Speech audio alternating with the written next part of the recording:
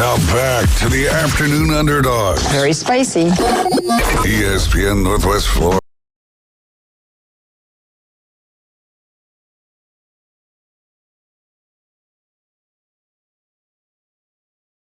Underdogs. David is on his way to do his Bobby Knight impersonation. Hopefully he won't be throwing any chairs this afternoon. But his last game. But the kids, David. That's exactly right. Throw the chairs. Did want to take this opportunity to wish happy birthday to Alan Watson out there. Alan obviously does our golf segment here on the Afternoon Underdogs, and a great guy, so make sure you get out and see Alan Watson and wish him a happy birthday today. So it's Monday, it's 5:40. I have the privilege once again of welcoming in the superstars of the wrestling industry, Monte and the Pharaoh. Jimmy, how are you today? Lovely. How are you? And Mr. Monte, how are you doing on the phone lines with us today? I'm doing great, and happy birthday to Alan Watson. There you go. You're such a nice guy. What a nice guy you are, birthday Mike. wishes all across the country for Alan. That's great. All right, so I want to start off, Monte, you guys have a fantastic event coming up this weekend up north. Tell us a little bit about this and maybe some big names you guys are going to be talking to. Well, we got the big event, which is a New York event, one of the bigger meet and greets for pro wrestling. It happens about every 6 months. And, you know, it's a big time for Monte The Pharaoh, where we get a bunch of wrestlers in and have a couple of great interviews. And what Monte The Pharaoh have lined up for this weekend is Jerry the King Lawler, Hall of Famer, Memphis superstar, Andre the Giant's daughter. She'll be in. I think this may be her one and first interview ever. And Chuck Palumbo from back in the Attitude of SmackDown days. So Chuck will be in studio. So we got a pretty big lineup. And more importantly, we got Jimmy Farrow back in studio, back in New York. So it'll be good. It'll be great. I'm excited. You don't need to alert the Port Authority up there that Jimmy's coming back into town. They know. They already know. Yeah, outstanding. Well, that sounds like just a wonderful event. Again, you can always catch Monte and the Pharaoh, Cablevision, Facebook, YouTube, Thursdays, 8 p.m. Central Time, 9 p.m. Eastern. But definitely want to catch that, and really looking forward to footage and clips from this event, because this sounds like an absolutely wonderful thing. All right, so guys, let's get into the wrestling going on. I would imagine the three of us generally are not typically fans of the AEW product, but I did want to touch on one thing first before we go into the road to WrestleMania, and that is we did have Sting's last match here recently, and you know, Sting, a legend through WCW during the years, old NWA champion, then did a little bit of time in WWE that was not maybe his best, but spent a lot of time TNA, had his retirement match. General thoughts, both of you guys, on the match, but maybe more so on Sting's career and where that sets kind of in the pantheon of wrestling, if you will. Sting is a legend, obviously, and his career was, you know, how many people can say they had the kind of career that Sting had? He could be argued to be in the top 10 all time if you look at him statistically, and then think about all the years that he's remained a constant. And you know, the match was great for what it was. Sure. You know, which is what I usually attach to an AEW match, for what it was. I heard that next year they're going to have a colon on a pole match between Undertaker and Sting at WrestleMania, so he can go out correctly. But I honestly didn't think that it was such a horrible thing when he fought Triple H. Maybe perhaps he should have gotten the win. Right. But where is it written? Whoa, what a terrible WWE run! You had a huge match against Triple H at WrestleMania. Mm-hmm. Sounds awful, right? Yeah, really. Sounds awful. The real crime was, as most people were made about the decision. Sure. So you got Cody crybabies, and apparently before that you had Sting crybabies. But Sting's a legend, and it's sad to see him go. But you can go now, bro. Yeah, Mike, any thoughts? Yeah, I'm going to go with what Jimmy said. He can go.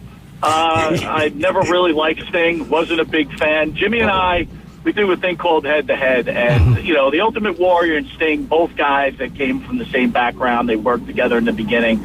And, Jimmy kind of stopped me on it. He took the side of Sting, where I took Ultimate Warrior was the biggest success in wrestling. And I'll still stand to that day. Stinger could go retire. He got the most out of a career with no talent. So congratulations, Sting. And have a good life. Yeah. Well, don't come back to WWE for a retirement match. I really don't want to see you. You don't want to see the colon on a pole match? Come on, dude. You could gamble on it and everything. All right, let me ask y'all a general question. I brought this up earlier when I talked about I probably fall a little bit between you. I was never really a Sting fan. All right. I appreciated certain things and certainly the longevity of his career, but I'm not quite as far as Mike on this one, but you know, it's fair. I got you. I do want to ask you this though, because there is this kind of, time-honored tradition in wrestling. They say as you go out on your back, and the thought being you lose your last match to put over new talent. Normally, I would agree with that wholeheartedly. The way this scenario presented itself, it probably did work better to put Sting over. I'm not sure I love the fact that he was undefeated in AEW, but what do y'all think about that general tradition overall that you go out on your back, if you will? It depends on the matchup. I mean, they plucked that kid off the beach to be his tag partner. The guy who the surfboards are bigger than him, but that's okay. I'm not surprised. AEW, it's all about the frat boys running the house, pretty much. So they were probably like, we can't have him lose his last match. He's Sting. He's my hero. I had his trading card in my bicycle spokes back in the 90s. We can't do that. So you know what? Yeah, he probably should have put somebody over. But this is the way they did it, and they wonder why they're second fiddle. Yeah. What do you say, Mikey? I'll just say this. Ric Flair, Shawn Michaels, Sting, Darby Allin against the Young Bucks. Yep. Which one will be remembered after all this time? Yep. And you know what? Flair laid down. He did the honors just the way you said it, Coach. That's the way it's supposed to be done. But again, we all understand that Sting is privileged, right? Because he's so great. He was so great all these years. Right. So, hey, see you later, Sting. Right. Have a good one. I'm going to really miss his moveset. How about you, Mikey? Both of them? Yeah. Yeah, both of them. Right. Both you those have moves. two? You give him credit for two? Right. What, the howl with his hands is a move? Okay, Well, you're right. right. I didn't realize that was a move. Yeah, if Kevin Nash had the 6 moves of doom, I'll give Sting 2, and then that's There you it. go. But there you go. Again, talking with Monte and the Pharaoh here, Cablevision, Facebook, YouTube, Thursdays, 8 p.m. Central. Got the big event with Jerry Lawler, Andre's daughter, and Chuck Palumbo this week up in New York. That's going to be awesome. All right, guys, we're on the road to WrestleMania. It doesn't matter how it started, maybe a little bumpy road, but it looks like WWE in general is kind of firing on cylinders here. Now, they did have a little mishap on Friday where they mismanaged the time, much the way AEW often does. But in general, what do we think about, forget how we had to pivot, since we've had to pivot, what do we think about the build so far on the way to WrestleMania? It's excellent. I think it's been excellent. It's been gripping, engaging stuff. The Rock is a great bad guy. Gee, what a revelation. Always was and still is. And it makes me want to tune in every week. So far, so good. Yeah. Mikey? On my end, I don't think I ever remember a WrestleMania main event where I have no clue what's going to happen. Yeah. True. I have to say, this might be the greatest time for wrestling ever, even at our age, Jimmy. It's like we do not know what's going to happen. It could be that Seth Rollins turn like you predicted. It could be Cody Rhodes with a win. It could be The Rock cheating. Who knows what's going to happen? I mean, I got to tell you, I'm excited for it. This could be the greatest WrestleMania of all time. So, guys, it looks like we've got the tag match to headline night 1 of WrestleMania with Seth and Cody versus Roman and The Rock. Now, put aside for right now what we think might happen in that match. Let me throw this out at you because I'm curious to your thoughts. We're talking big, I mean, this is WrestleMania. This is the big one. Oh, yeah. What you have now, Cody, Roman, Seth, at the very least, are doubling up. Right. You've got opportunities for injury. You've got things happen. And I'm not trying to wish any of that on it, but it's a terrible risk they're taking in this setup because it looks like Seth has Drew McIntyre on night 2, and we know Cody has Roman. What do you guys think about that? I mean, it's a scary proposition. Can I be honest? I can hear Ric Flair and Bob Backlund snickering at your statement. I understand. Snickering. Because they basically work 7 days a week, and it is true that they did, and sometimes they doubled up on the weekends. Sure. So do I think anything is going to happen? No. I mean, if it does, gee, that sucks, but get the hell out there, tape it up, and see you night 2. Yeah. That's it. That's your job. You get paid a fortune to do that stuff. Go do it. Yeah, that's a good point, Jimmy. I never remember the older guys ever saying they twisted their ankle. They wouldn't dare. Meniscus, right? They wouldn't dare, Mike. They'd lose their spot. Oh, yeah, that's it. They'd tie a board to it, and they'd go out there and do it. Right. Yeah. Coach and Jimmy, the reality of it, if someone does get hurt, guess what? We'll just fill him in with Sting. He's a free agent. This is true.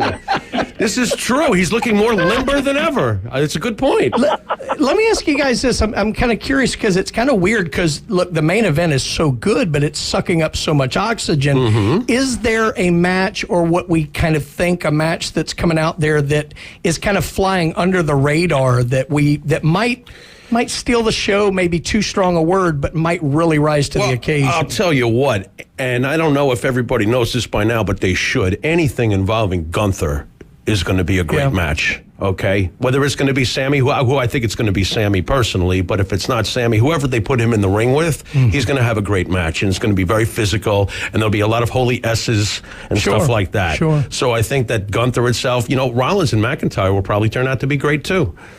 Yeah. I'm going to go with the one I'm looking for is Rhea and Becky. Yeah. Mm-hmm. But maybe Liv gets her way into this. And, anything with Rhea lately is pretty hot. Right. So, but Jimmy, back on the Gunther thing, the only question I have with you on this is, is Gunther going to lose? Like, No. is Sammy going to beat Gunther? Okay. No. Well, that's the case. I'm looking forward to it. I just don't want to see Gunther lose. Right. They're only going to have Gunther lose if they already have a plan in place for him going after the championship. And I think they want to wait for that until they've determined what they're doing with both belts. I see heavyweight championship in Gunther's future, and that would mean if he does ever drop that Intercontinental title, which he obviously will, it's going to have to be to someone who's also on a main event level. Yeah. No, I agree wholeheartedly. And don't forget about this stipulation. This stipulation on night one involving the tag match changes everything. Sure. It really does. And I actually don't see how they would not have Bloodline rules night two. Right. You can't wave that carrot in front of us and take it away. I want to see it with Bloodline rules. I agree. I think it absolutely needs to have Bloodline rules. And as much as a Seth turn would be great, I'm not sure I want it because I've talked to you about this, Jimmy. There's a lot of stories they can tell in a Seth Drew match that I think could be very interesting for that belt. Right. It's great not having a clue, isn't it? It really kind of is. That's what this is all about, baby. If you book it right, they will come. No, absolutely right. Again, real quick, we got maybe a little more than a minute. Mike, tell us again about the event coming up this weekend up in New York. So this weekend, the big event in New York, they've got huge stars, headlining MJF, Stacy Keibler. The list is long, but for Monte the Pharaoh, we have the honor of interviewing the King, Jerry Lawler, in studio. Puppies. The daughter of Andre the Giant. Imagine going through your life being the daughter of Andre the Giant. No one remembers your name. And then we've got Chucky Palumbo. So 3 huge interviews, and again, the biggest news of this is Jimmy back live in studio, Long Island's #1 pro wrestling broadcast, Monte the Pharaoh. Where do they get a load of me? Well, you got to go out on that. Fabulous. Guys, make sure and subscribe, view. Great content always. Monte and the Pharaoh. Check them out on YouTube, on Facebook, on Cablevision. Guys, always a pleasure talking wrestling with you, and hope to get you back in here very soon. Thanks, Coach. Thanks, Coach. See you, Jimmy. Later. All right, guys. Again, Coach James Hale Show tomorrow morning, 7 a.m. We've got Ryan at 11 with the Inside Drive, and then David will be back with you for another edition of the Afternoon Underdogs. James?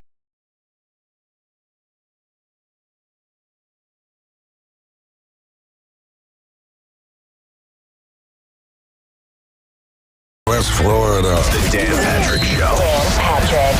I'm watching Luca with a friend who's not a basketball fan. And he says, this guy's pretty good, huh? I said, yeah. And he goes, why does he move slower than everybody else? It seems like an illusion. Like, how does he do that? How does he get there?